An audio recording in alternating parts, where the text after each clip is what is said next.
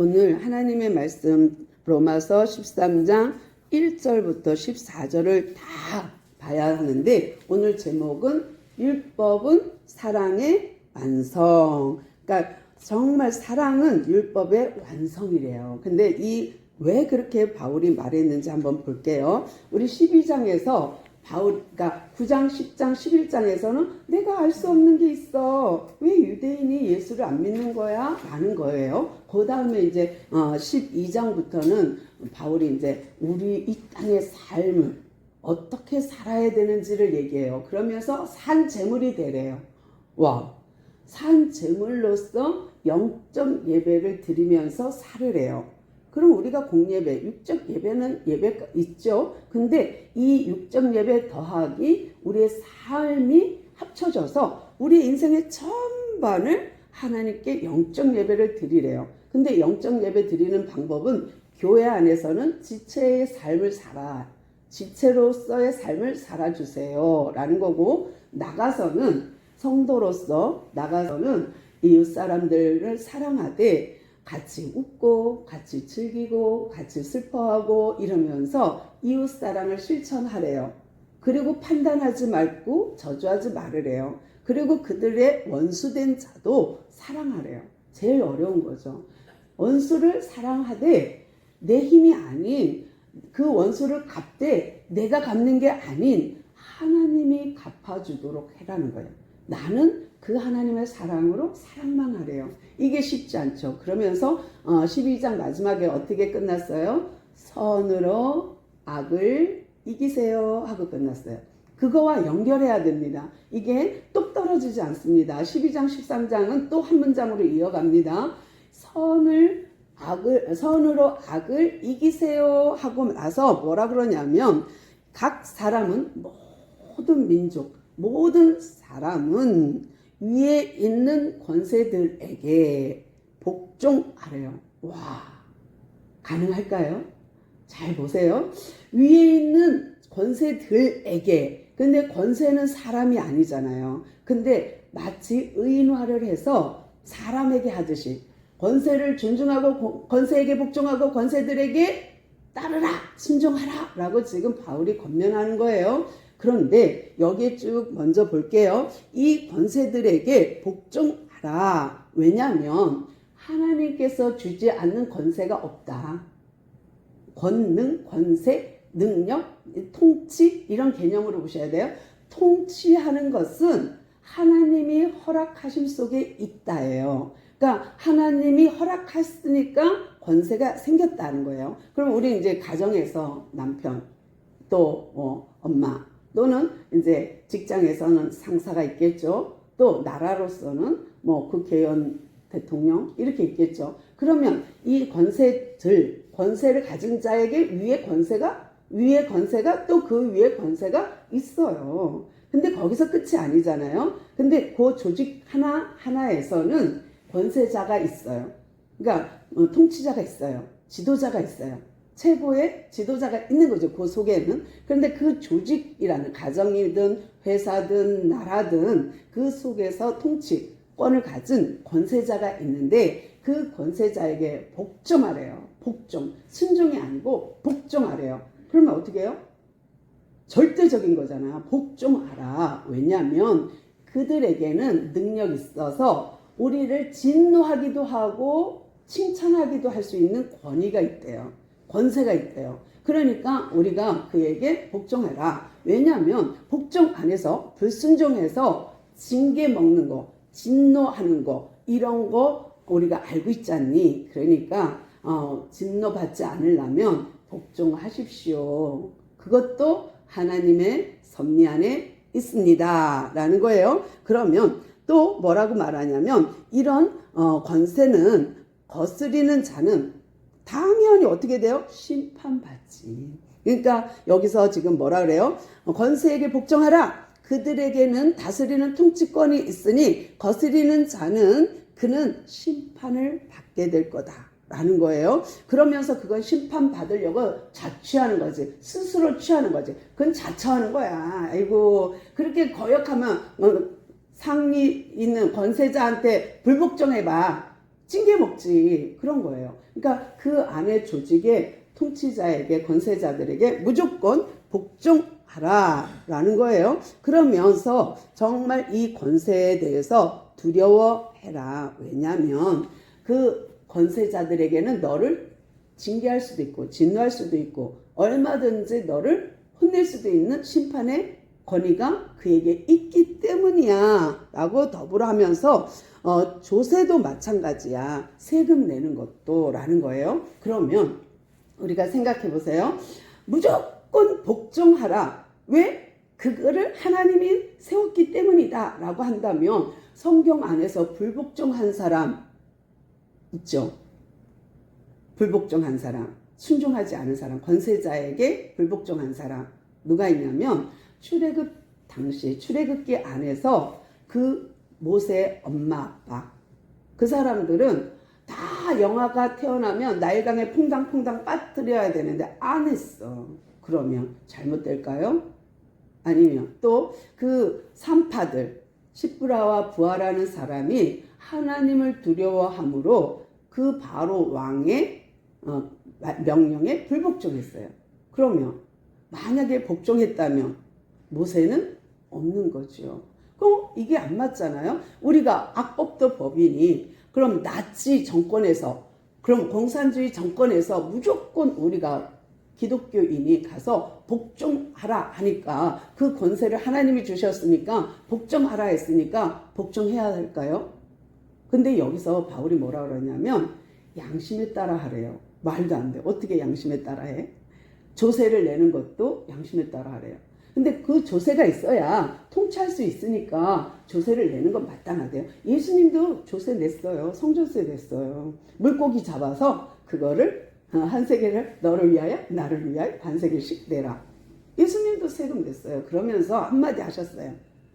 아들이 아버지가 왕인데 아버지가 통치권을 가졌는데 그 아들이 세금 내는 게 마땅하냐? 아들은 세금을 면제하지 않겠느냐? 그런데 낸다예요. 그러니까 이것을 알아들을 수 있는 사람은 그 당시에는 없었죠. 왜냐하면 아직까지 예수님을 하나님의 아들로 보지 않고 있으니까. 그러니까 이제 그런 일들이 벌어지지만 우리는 알죠. 이제 하나님이 아들로 이 땅에 오셨다는 것을. 그러니까 아들이 아버지가 통치한 아버지가 만든 나라인데 아들이 세금 낼 필요가 있을까? 안 내도 되는데 나는 낸다. 왜? 그 권위에 복종하기 위해서라는 거예요. 그러면 불복종한 모세의 엄마 요게벳과 또 아므람과 그 다음에 뭐예요? 이 산파들은 어떻게 된 거지? 왜 권위에 불복종했지? 그러면 그들은 성경적이지 않나? 어떻게 생각하세요? 여러분은 복종하는 게 맞습니까? 나치에 복종할까요? 잘못된 악법에 복종할까요? 그것이 맞을까요? 근데요, 잘 생각해 보세요. 이 권세를 주신 이가 하나님이라는 걸 믿는다면 정말 이 권세자가 하나님이 난 여기다 세운 거야. 그러니까 나한테 복종해. 교회에서 목사님이 그렇게 말한다면 내가 목사 됐어? 하나님이 나를 목사님 세웠지? 그러니까 내 말에 무조건 복종해 라고 한다면 여러분 복종하시겠습니까? 근데요, 이 지도자, 권세자가 자기가 하나님이 허락한 직분이요 하나님이 세웠다고 생각한다면 진짜 이 말씀을 인정하고 믿는다면 자기를 세운 하나님께 복종해야 되지 않을까요? 하나님께 복종하는 통치자에게 우리가 복종하는 거예요. 하나님의 통치를 안 받는 그에게 우리가 복종할 필요가 없는 거죠. 그러면 뭐예요? 복종의 근거는 말씀입니다. 복종의 근거는 하나님께 있습니다. 그러니까 우리는 신본주의야 하는 거예요. 인본주의가 아니라. 그러니까 모든 권세는 하나님께서 주신 것 맞습니다. 근데 그것을 인정하는 지도자에게 복종해야. 그런데 그 사람에게 복종하라는 것은 말씀에 근거해서입니다. 그런데 왜 이 말을 했냐면 그때에 바울이 사역하던 로마 교회에 로마서를 써서 보내잖아요, 편지를. 근데 그 당시에 그 로마 당국이 지금 어려운 중에 있어요. 그게 뭐냐면 갈리불라가 1대 왕, 그 다음에 뭐죠? 까먹었다. 그거 뭐죠? 브루스길라 아니야. 아굴라 브루스길라 내쫓은 그 갈리오 아니야. 글라우디오. 큰일 날 뻔했네. 글라우디오 황제와 그 다음에 네로 황제거든요. 와, 이렇게 까먹을 수가 있나요? 그래서 이 글라우디오 황제 다음에 네로 황제 때 요 타이밍이에요. 요 타이밍에 브루스길라 아굴라를 만났고 전도 여행을 했고 그들이 회복했어요. 그러니까 59년도에 쫓겨났고 5년 만에 64년 만에 복귀했어요. 요 복귀하면서 네로가 정치할 때에 거기에 복종할까 말까에 놓인 성도들에게 한 말이에요. 그러니까 우리가 시대적인 배경을 알고 있으면 조금 더 이해가 되겠죠. 그런 악한 왕, 그런 네로에게 복종해야 될까? 권세는 하나님이 주셨으니 복종할까? 그런데요, 경기장에서 콜로세움 같은 경기장에서 사자의 밥이 되고 또 사람을 죽여서 여기다가 송진을 발라갖고 기름을 발라갖고 밤을 밝히는 등불로 썼거든요. 네로가 사람을 매달아서 가로등으로 썼다고. 그런데 그 사람들이 그러면 복종해서 다 죽은 거예요? 다 그래서 죽었나요?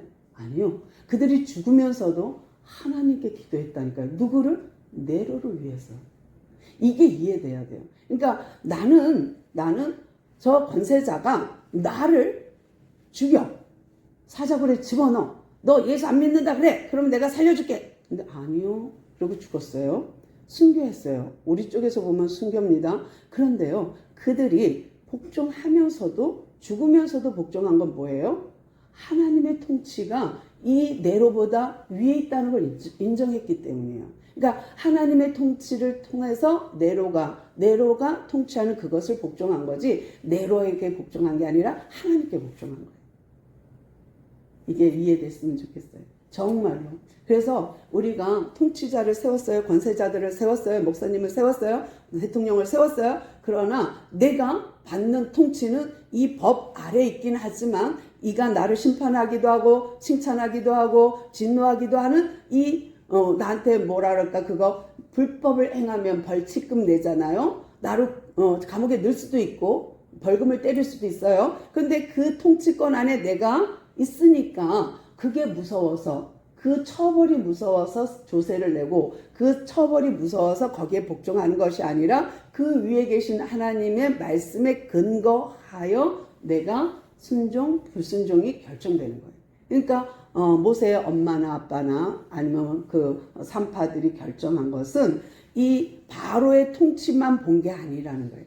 그 위에 계신 하나님을 두려워함으로 하나님을 통치를 받음으로 그들이 아닌데요. 가니까 벌써 다 쑥쑥쑥 나버렸던데요. 할 수 있었던 거예요. 그러니까 우리가 정부에 대해서 반정부를 하라는 게 아니에요. 그 위에 계신 하나님을 볼 수 있도록 저는 여러분에게 알려드리는 거예요. 그러니까 통치권, 권세권이 어디서부터 왔느냐? 하나님께로 왔지. 그러나 그 통치를 받지 않는 임금이라면 그 통치가 상관없는 임금이라면 불순종할 수도 있어요. 뭐에 따라? 양심에 따라. 신앙 양심에 따라 할 수 있다는 거예요. 그러니까 지금 이렇게 조세에 대해서 그때 가장 많이 거론된 것이 조세예요. 그러니까 이제 세금에 대해서 그렇게 말하는 거고요. 7절 읽어드릴게요. 모든 자에게 줄 것을 주되 조세를 받을 자에게 조세를 바치고 관세를 받을 자에게 관세를 바치고 두려워할 자를 두려워하여 존경할 자를 존경하라. 그래서 예수님이 어떻게 가이사한테 세금 바치는 게 맞을까요? 하고 이제 물으러 왔어요. 근데 그거를 뭐라고 예수님이 대답해요? 가이사 것은 가이사에게, 하나님 것은 하나님에게. 이거는 나중에 이제 복음서 할 때 더 자세히 말씀드릴게요. 거기에 가이사 형상이 있다는 걸 아셔야 돼요. 돈 그 동전 안에 가이샤 형상이 있어요. 가이샤 것은 가이샤에게, 하나님 것은 하나님께. 그러면 하나님의 형상으로 지음받은 우리를 연상시켜 주는 거예요. 그건 다음에 더 깊이 다루고요. 오늘은 이렇게 바울이 말하는 이 이유, 왜 권사자들에게 그렇게 복종해야 될까? 그 이유는 사랑함으로예요. 사랑이기 때문이에요. 그래서 사랑 외에 다른 빛은 지지 마십시오. 피차 사랑의 빛 외에는 아무에게도 빛을 지지 마십시오. 남을 사랑하는 그 사랑이야말로 율법의 완성입니다. 율법을 다 지킨 것입니다. 그러니까 지금 바울이 말하는 건 뭐예요? 교회에서 영적 예배, 교회에서 산 제물, 또 나가서 산 제물, 또 국가적으로도 산 제물을 우리가 사는 것은, 우리가 산 제물로 영적 예배를 드리며 사는 이유는 사랑을 하기 위해서예요. 그런데 정말 최고의 사랑은 뭐예요? 율법을 지키는 거지. 우리가 이 땅에서 열매 맺는 거는 뭐예요? 사랑의 열매는 뭐예요? 율법을 지키는 거예요. 그러니까 바울이 어떻게 설명해요? 9절에서 간음하지 말라, 살인하지 말라, 도둑질 하지 말라, 탐내지 말라 한 것 외에 십계명이 더 많죠. 근데 지금 로마서의 이 글을 보는 로마 교인들은 가장 많은 죄가 뭐냐면 간음죄, 가장 많은 죄가 살인죄, 도둑질, 탐내는 이것 때문에 지금 엉키고 엉키고 한 거예요. 왜? 로마 교인들은 전에 말씀드렸듯이 유대교 그리스도인과 이방인 그리스도인의 다툼이 있고 그 속에서의 분쟁이 있고 이런 것 때문에 지금 바울이 이렇게 말하는 거예요. 그 속에서 세상의 가치관을 본받은 자들 때문에 일어나는 일들 때문에 이렇게 지금 바울이 권면하는 거예요. 그러면서 613가지의 율법이 있습니다. 성경 안에. 그런데 그 중에 하지 마세요 한 것이 365개예요. 그래서 제가 저번에 공부할 때 그랬죠. 하루에 한 가지씩 하지 말라고 하나님 365개를 하셨나 보다 라고 말씀드렸는데 하라는 것은 뭐예요? 248개예요. 그러니까 이걸 합치면 613가지의 율법이 있어요. 이 율법 다 포함하는 게 뭐예요? 사랑이에요. 그러니까 십계명에 좀 다른 말로 표현하면 하나님 사랑, 이웃 사랑이거든요. 그러니까 이 사랑 안에서 신앙생활을, 교회 생활을, 이 사랑 안에서 이웃과의 관계를, 이 사랑 안에서 국가와의 관계를 가지십시오라는 거예요. 그러면서 이 사랑을 근거로 해서 하나님을 섬기라는 거예요. 그러면서 뭐라 그래요? 여기서 제가 또 10절 읽어드릴게요. 사랑은 이웃에게 악을 행하지 아니하나니 그러므로 사랑은 율법의 완성이니라. 맞아요. 우리가 사랑해서 율법을 지켜야지 징계가 무서워서 율법 지키나요? 우리가 곧 교통법규를 이거 지키라니까 지키나요? 이웃을 사랑하니까 지키는 거지. 하나님 사랑하니까 지키는 거지. 하나님 사랑하니까 이 땅의 법을 지키는 거지. 근데 이 사랑이 아닌 상태로 의무적으로 지킨다면 피곤하고 힘들 거예요. 지키기 어려울 거예요. 왜? 내 욕심이 일어나니까 빨리 가야 되고 빨리 움직여야 되는데 시간이 없는데 그래서 막 빨간불에 가고 파란불에 가고 막 이러면 어떻게 되겠어? 그러면은 문제가 발생하겠죠. 그러니까 지금 바울이 말하고 싶은 건 뭐냐면 사랑에 근거해서 율법을 지켜라예요. 율법을 지키기 때문에 하나님 사랑하는 게 아니에요. 율법을 지켜도 착하게 살아도 하나님 안 믿는 사람이 있습니다. 지금 바울이 말하고 싶은 건 뭐예요? 하나님을 사랑하니? 이웃을 사랑하니? 그렇다면 율법을 지키십시오 라는 거예요. 그러니까 하나님의 말씀에 근거해서 통치권을 받아들이고 하나님의 말씀에 근거해서 사랑하라는 거예요. 그러면서 아주 개인적으로 이제 바울의 신앙 고백을 합니다. 11절부터 14절은 좀 난 코스예요. 왜냐하면 이때 당시에 바울이 있던 이 당시에는 재림 임박설이 있었어요. 예수님 곧 오신다라는 거예요. 왜냐하면 세례 요한이 외친 것도 기억하시죠? 때가 찼으니, 때가 찼고 천국이 가까이 왔으니 회개하라 라고 한 거 기억나시죠? 그러니까 세례 요한의 외침과 예수님이 또 가시면서 내가 곧 속히 오리니 했거든. 너희들 본대로 온다 했거든. 그러니까 이들의 생각은 곧 예수님 오신다예요. 그러니까 바울 시대에 있었던 아주 보편적인 신앙관이 뭐냐면 예수 재림설이에요. 그래서 이가 뭐라고 말을 하냐면 바울이요 개인적인 믿음의 고백을 합니다. 11절 너희가 이 시기를 알거니와 예수님 곧 오신다니까 자다가 깰 때가 벌써 되었습니다. 이제 곧 오십니다. 이는 이제 우리의 구원을 처음 믿을 때보다 가까웠음입니다. 그러니까 뭐예요? 이제 금방금방 점점 예수님이 다가오고 있어. 예수님 오실 날이 다가오고 있어 라는 거예요. 그러니까 구원의 시간이 구원의 완성이 금방 올 거라고 생각했어요. 금방 예수님 재림할 거라고 생각했어요. 그러니까 이렇게 말하는 이제 시기를 아십시오. 우리가 잠잘 때 편하게 자잖아요. 옷 벗고 잠옷 입고 자잖아요. 근데 아침에 오면 어떻게 새벽에 오면 활동복으로 갈아입듯이 이제 예수님이 올 타이밍이 됐습니다. 이제 자고 깰 때가 되었습니다. 이제 의의 갑옷을 입을 때가 되었습니다. 이제 우리 더러운 행실은 버리시고 이제 하나님의 의의 옷 입으십시오. 예수님의 의를 입으십시오 라는 거예요. 그런데 이 예수님의 옷을 어떻게 입어요? 예수님이 연합되어서 우리와 연합되어서 우리 안에 거하심으로 내가 성령을 세례로 받았고 이 예수님과 나와 연합됨으로 나는 의의 옷을 입었어요. 누구의 의의 옷을 입었어요? 예수님의 믿음의 의의 옷을 입은 거예요. 거기에 나는 더한 거야. 그냥 거기에 얹었어. 그냥 덤이야 덤. 그래서 예수님의 그 믿음, 아버지의 순종하는 믿음, 예수님이 하나님을 믿는 믿음, 하나님 아버지께 복종하는 그 믿음에 내 믿음이 더해진 거예요. 그래서 나는 그분의 길이요 진리요 생명이신 그 길 따라 갈 수 있는 거예요. 내가 가는 게 내 힘으로 불가능. 내가 얼마나 착하게 살아야 가겠어.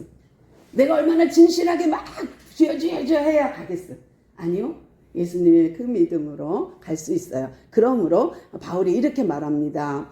또한 10절, 11절 읽었고 12절 읽어드릴게요. 밤이 깊고 낮이 가까웠으니 그러므로 우리가 어둠의 일을 벗고 빛의 갑옷을 입자. 근데 낮과 같이 사는 방법은 뭐냐면 단정히 행하고 방탕하거나 술 취하지 말며 음란하거나 호색하지 말며 다투거나 시기하지 말고 이게 이제 밤의 일입니다. 밤의 사건들이에요. 그러면서 어둠의 그 사건들은 우리가 로마서에서 계속 오면서 유대인의 죄, 그리스도인의 죄 이거에 대해서 하면서 넘어왔어요. 그렇기 때문에 앞에서 우리는 다 배운 내용이고요. 그러면서 14절 오직 주 예수 그리스도의 옷을 입고 정욕을 위하여 육신의 일을 도모하지 마십시오. 그러니까 육신의 정욕, 안목의 정욕, 이생의 사랑에 빠져있지 마십시오 라는 거예요. 왜? 곧 예수님이 오시는 그 시기의 때가 곧 임박했으니 지금은 밤이지만 곧 새벽이 오니 이제 이미 우리는 구원받았으나 구원의 완성이 딱 오게 되니 이것을 기다리고 우리가 더러운 옷을 버리십시오. 그리고 주의 의의 갑옷을 입으십시오 라는 거예요. 그러면서 바울이 이 13장 한 장과 12장을 더해서 지금 12, 13장을 합쳐서 뭐예요? 주님 오실 날 가까우니 우리가 바르게 살자라는 거예요. 뭘로 바르게 살아요? 사랑으로. 그래서 하나님 사랑, 이웃 사랑이 곧 십계명인데 이 십계명 율법인데 이 율법을 근거로 복종하며 섬기며 사랑하며 사십시오 라는 거고요. 이 사랑은 율법의 완성입니다. 앞으로 더 나가면 뭐예요? 선으로 악을 이기십시오. 더 나가면 산 제사가 산 제물이 되십시오. 영적 예배를 드리며 사십시오라는 거예요. 그러니까 지금 바울이 말하고 싶은 것 전체를 지금 말씀드렸어요. 그럼 우리는 이 땅에서 오늘 우리도 이 말씀을 마음에 새겨서 의의 갑옷을 입는 우리 모두 되시기를 소망합니다. 기도하겠습니다. 주님 감사합니다. 오늘도 정말 주의 은혜로 이렇게 은혜를 베풀어 주셔서 감사합니다. 갈라디아에서 서에서 또 빌립보에서 말한 것처럼 우리가 정말 하나님의 의로 옷 입는 자가 되게 하시고 모든 불의로부터 벗어나는 우리가 되게 하여 주셔서 선으로 악을 이기는 자 되게 하시고 율법을 사랑으로 지키게 하셔서 하나님 사랑, 이웃 사랑을 실천하며 살게 하시고 또 우리로 하여금 육신의 일은 다 버리고 영적인 삶을 살아가는 영적 예배를 드려가는 우리가 되게 하옵소서. 이미 구원받았으나 이제 구원의 완성은 아닙니다. 그러나 언젠가는 구원의 완성할 날, 구원받을 날이 임박하였음을 알고 늘 영적으로 깨어있게 하시고 늘 하나님 앞에 바로 살게 하옵소서. 오늘도 우리와 함께 하신 주님을 찬양하며 예수님의 이름으로 간절히 기도드리옵나이다. 아멘. 오늘 하나님의 말씀 생각하면서 기도하겠습니다. 정말 하나님 내 안에 오셔서 나를 다스려 주십시오. 나를 통치하여 주십시오. 그러므로 하나님의 통치 아래 있기를 소망합니다. 하나님 사랑, 이웃 사랑을 실천하며 살기를 원합니다. 내 이웃을 내 몸같이 살기를 원합니다. 하고 기도합니다. 기도하겠습니다.